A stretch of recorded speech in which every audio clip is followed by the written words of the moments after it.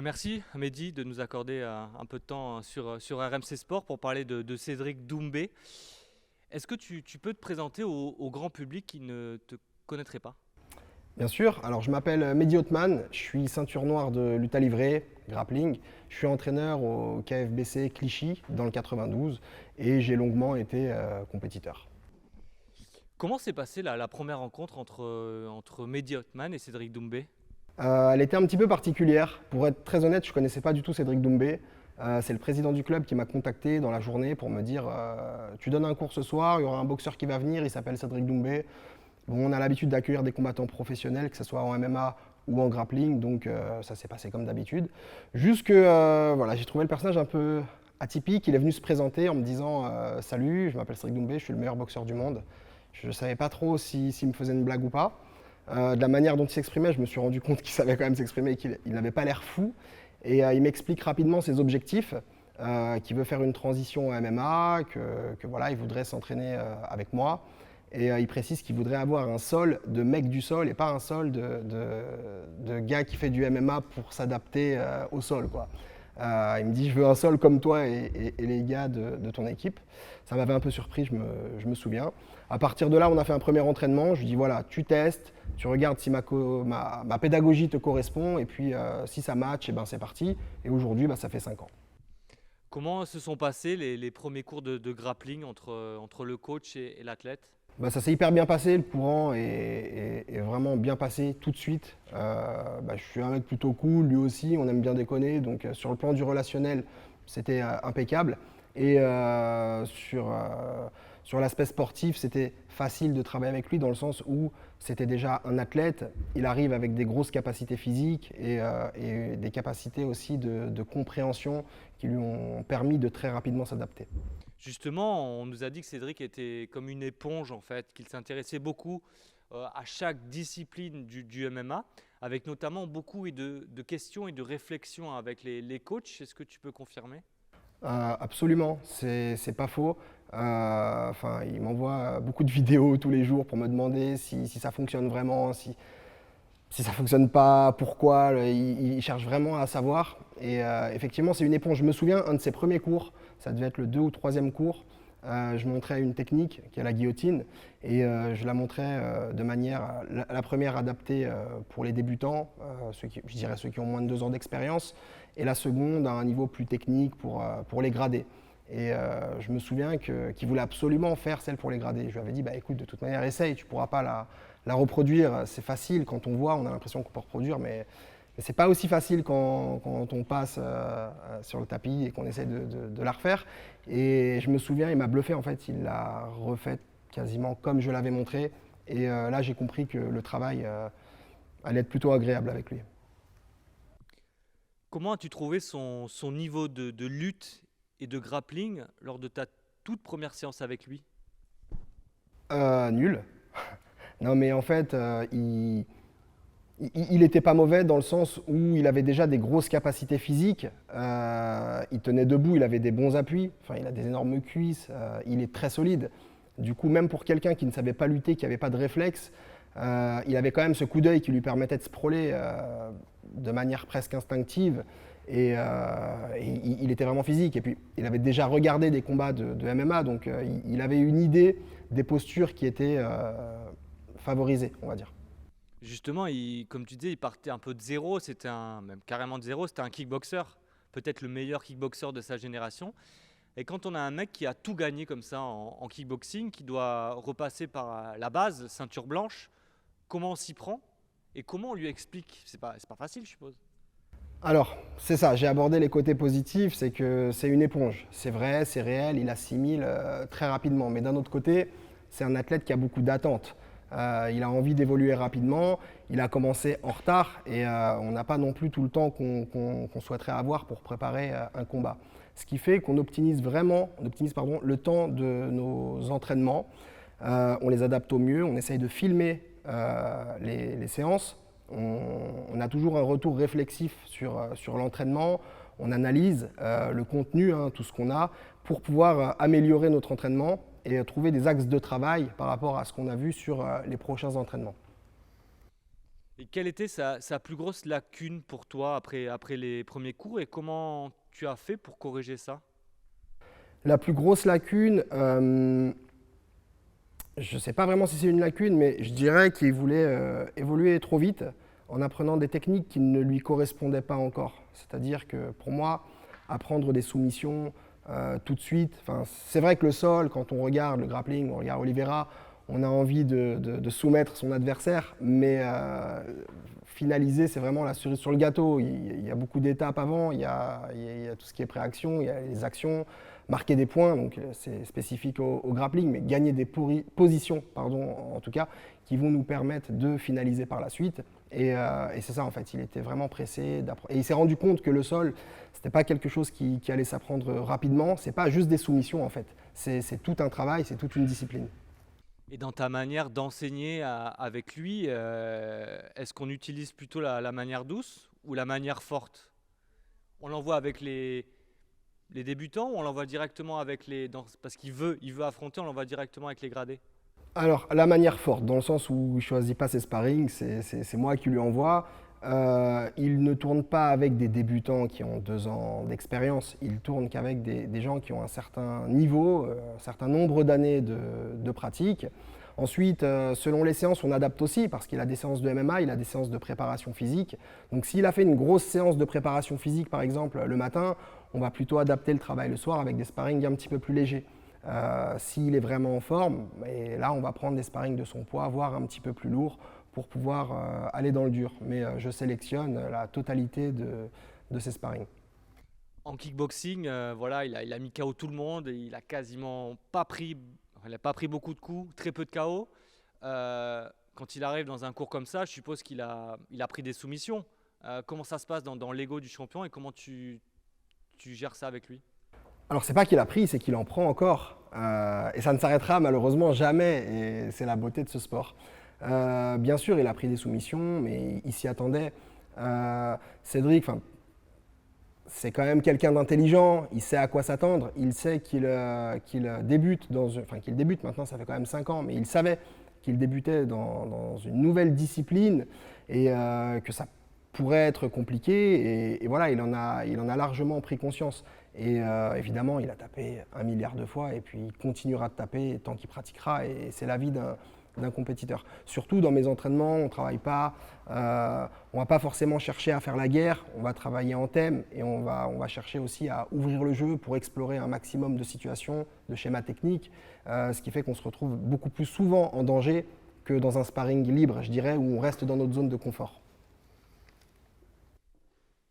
Quand on part de zéro en lutte et en grappling, qu'est-ce qu'il faut apprendre en premier? Plutôt l'attaque ou plutôt la défense? Et pourquoi? Je dirais que c'est tout un système. On ne peut pas apprendre juste une attaque, on ne peut pas apprendre juste la défense. Je dirais qu'il faut comprendre l'attaque, l'étranglement par exemple, s'il est sanguin, s'il est respiratoire, ce qu'on va ressentir, et à partir de quel engagement, de quelle position on part sur cet étranglement, connaître toutes les différentes positions dans lesquelles l'engagement peut avoir lieu. Et je dirais que c'est tout un système qu'on apprend autour d'une soumission. Donc évidemment, oui, on apprend à soumettre, on apprend à sortir des soumissions, mais on apprend vraiment tout le système qui englobe la technique. Cédric, pardon, quand il boxe, il aime énormément la mi-distance pour chercher, pour après trouver le KO. Est-ce que c'est pas trop dangereux pour affronter des lutteurs ou des grappleurs? Il faut plutôt coller. Est-ce que tu lui apprends ça? Ouais, est-ce que vous pensez vraiment que j'ai la compétence de juger la distance qu'il a en boxe? Je pense qu'il faut lui faire confiance. C'est le meilleur striker. Il a trouvé une distance qui lui correspondait. Et je peux dire qu'en tant que sparring, et de ce que je vois à l'entraînement en tout cas, c'est une distance qui lui correspond très bien. Un mot sur son adversaire, Jordan Zebo, je pense que tu l'as étudié, jeune dans le MMA, mais on dit de lui que c'est un excellent lutteur. Alors tu vas me confirmer ou pas, et surtout un gros slammer. Comment tu l'analyses? Effectivement, il est jeune, il a l'air très athlétique. Maintenant, pour juger si c'est un bon lutteur ou non, ce que j'ai envie de voir, c'est un combat de lutte. Ce que j'ai vu, c'est pas un combat de lutte. Par exemple, quand il casse la cage avec Karim Gadji, bon, il rentre plusieurs fois dans les jambes, il le projette plusieurs fois. C'est joli, il n'y a pas de problème. Mais en face, on a un boxeur qui a déjà fait une carrière. Est-ce qu'il a vraiment envie? Je ne sais pas, ils ne sont pas du tout dans la même dynamique au niveau de l'âge. Ils n'ont pas du tout le même âge. Il y en a un qui débute, qui est jeune, fougueux, l'autre qui est en fin de carrière, malheureusement, et qui en plus, je pense, a conservé des attitudes de Muay Thai plutôt droit, ce qui favorise en plus les attaques de lutte pour un gars comme Jordan qui est plutôt explosif. Avec Cédric, ça sera une toute autre affaire, je pense. On se projette? Peut-être, peut-être pas. 30 septembre, PFL. Zebo tente un gros takedown sur Cédric. Il se passe quoi? Alors, plus gros sera le takedown tenté, plus gros sera le sprawl et plus ça lui fera mal. Cédric, il est solide en lutte et c'est très bien que ce combat arrive parce que justement, ça va permettre de montrer justement au public qu'il y a un travail depuis un certain nombre d'années et que voilà, on espère en tout cas que le combat dure suffisamment longtemps pour voir la lutte qui pourra nous sortir ce jour-là. Si Zebo réussit à takedown Cédric, ils sont au sol. Alors, j'ai de gros doutes là-dessus. Ensuite, ce qui se passe, si vous voulez, j'envoie un mail à Jordan avec notre stratégie. Non. Ce qui se passera, c'est qu'on a travaillé à thème. Là, ce soir, on va s'entraîner. On s'entraîne pas forcément en fonction de l'adversaire pour ce coup-ci, parce qu'on travaille des thèmes qui ressortiront dans tous les combats. Ce que je peux dire, c'est que voilà, Cédric s'entraîne avec moi. Il s'est guillotiné et voilà, ce qui se passera, c'est qu'il peut potentiellement se faire guillotiner, le Jordan Zebo, et prendre sa première soumission à MMA. Justement, toi, en tant que coach de grappling, est-ce que tu serais déçu si Cédric le met KO en striking et n'aille pas faire du sol avec lui?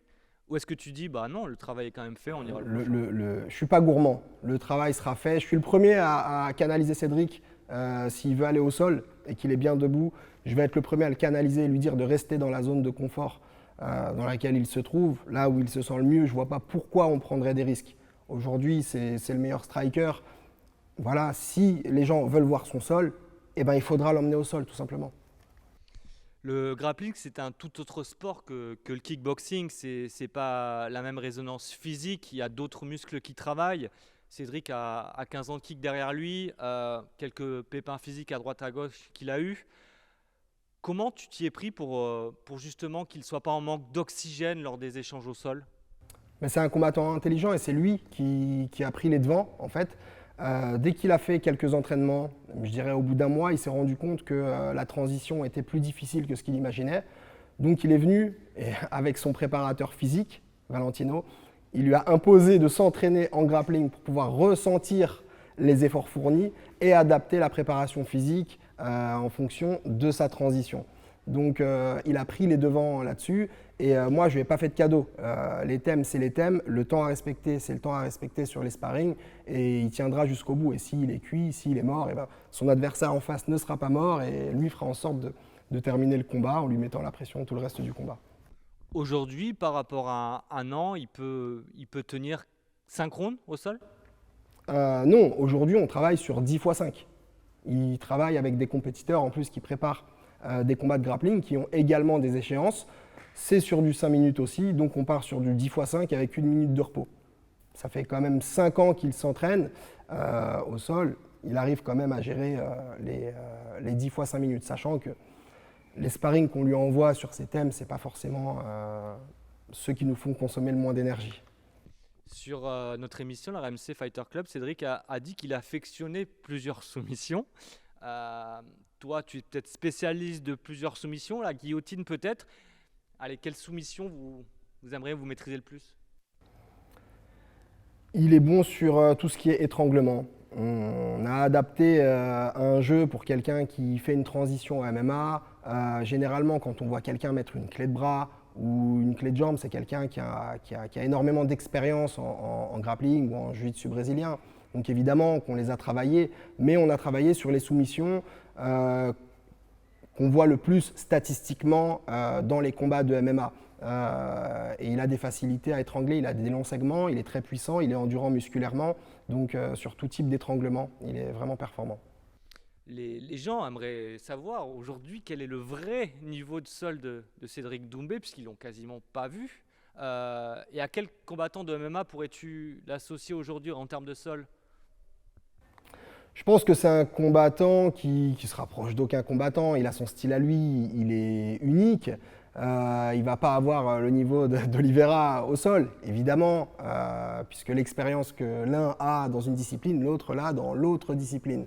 Maintenant, ce que je peux dire, c'est qu'il y a des grosses capacités physiques, athlétiques, il y a une grosse compréhension du jeu. Aujourd'hui, il peut faire des combats contre des ceintures noires en jiu-jitsu brésilien, donc des combats de grappling, et parfois faire des égalités ou leur mettre la pression selon le niveau de l'entraînement.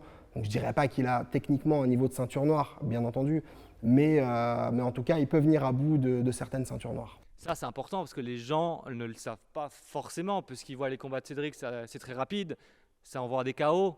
Donc, ils se questionnent sur le niveau au sol. C'est la petite interrogation que tout le monde a, quoi. Bah, moi, je suis ceinture noire de lutte à livrer et je m'entraîne avec Cédric depuis des années. C'est-à-dire que je suis son coach, mais je suis aussi son partenaire d'entraînement dans le sens où je m'entraîne avec lui. Et donc, bah, je vais parler de mon expérience. En fait, c'est un sparring qui est très dur, surtout en lutte, hein. En lutte, vraiment, c'est très très difficile de l'approcher, même sans frappe. Et bien heureusement pour moi, d'ailleurs, je ne tourne jamais avec lui avec les frappes. Un pronostic pour le PFL Paris? Bah, je dirais un KO au deuxième round. Merci.